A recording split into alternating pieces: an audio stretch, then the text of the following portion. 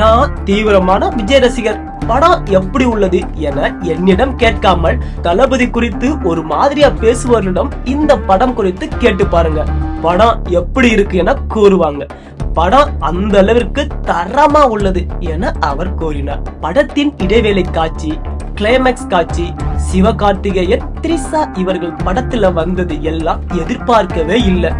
அதே போல DN07 CM 2026 என்ற பதிவெண் கொண்ட வாகனத்தை கோட் திரைப்படத்துல விஜய் பயன்படுத்துகிறார். கார் நம்பர் பிளேட்டை காட்டும் போது எங்களால் சீட்டுல உட்காரவே முடியவில்லை.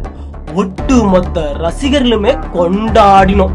படம் தமிழ் சினிமாவில் 1000 கோடி ரூபாய் வசூல் செய்யும் முதல் படமாக இருக்கும். கோட் படம் தளபதி திருவிழா தான் என படத்தை பார்த்த ரசிகர் ஒருத்தர் கூறினாங்க.